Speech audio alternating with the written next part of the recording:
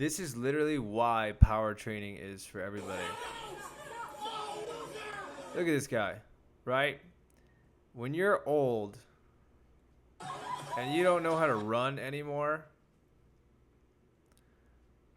because you haven't been in the weight room, this is what happens, right? Kids steal your glasses and you fall not once, but twice. What's going to happen when a kid steals your glasses at a rally, right? Look at, you're going to fall not once, but twice.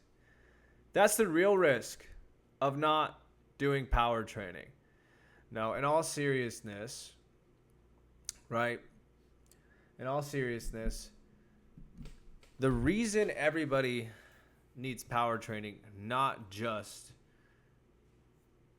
athletes, is because what ends up happening is we lose our fast twitch fibers, right?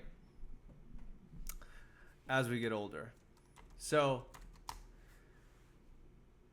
we see this clinically, right? We see atrophy of the fast twitch fibers. And there's only 3 ways to activate these. You either train in close proximity to failure, number 1. You train doing rapid movements, so very, very fast, things like depth jumps, like sprinting, actual just regular bounding, jumping, in general, or strength training that is producing a lot of force, right? So there's only 3 ways to train it. So there's no real way around hard training, right? And a lot of people think, well, I'm not an athlete, I don't need to do that. Bullshit.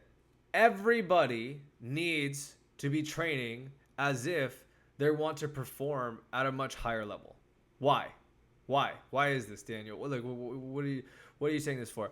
All right. So simply put, every time you go into the gym,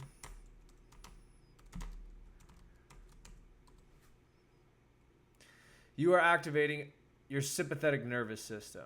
And I always love to pull this photo up. Let me see if I can find it.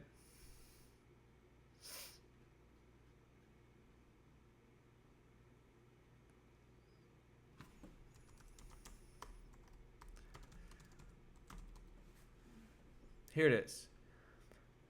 So when you do this, when you go into the gym and you activate your sympathetic nervous system, right? Your heart rate goes up. Your blood pressure goes up. Your cortisol levels go up because cortisol actually has a purpose. It's to mobilize glucose, which is more readily available in the bloodstream. Therefore, you have more ATP, which therefore means you have more power, more energy, right? And we even see that our body will reduce oxygen to the organs, which are normally the priority in the brain, in order to perform real fight or flight scenarios. So if the body really feels like it's under threat, like there's a fire, then your pupils will dilate and your heart rate will go. Like in the gym, this is why you have to continuously do novel things, because if you do the same thing, your body stops adapting. So if you get too comfortable in the gym, you're not actually doing what you're supposed to be doing, right? So this autonomic nervous system, it triggers a cascade of events. As you can see, like right here, you have all these like glands which are attached to this autonomic nervous system, which again is automatic and it only understands safety or threat. So you go into the gym, you're safely placing your system under threat, and then your blood pressure goes up, heart rate goes up, cortisol goes up, right? And then you have these hormonal responses to the threat to the system. The body's a survival mechanism. We've evolved, right? We evolve mostly to survive. And again, like this predominantly happens when we're under threat. If I told you won the lottery, you could go out, and some endorphins would go off in your brain, but you wouldn't have the same responses as if there was a fire and you had to run as fast as you could. It's just not the same. So the reason we need to train to be powerful, no matter what age, is because of the fact that when you place your system under threat, it's the mere principle, right? You are raising your ability to handle stress. And that's it. If you can better handle stress in the gym, everything else becomes easier. The studies are very clear on the link between exercise and a reduction in depression or depressionary symptoms, right? There's even evidence to show that it's even better than modern medicine to reduce depression symptoms, right? So you go to the gym, you do hard things, and other things become easier.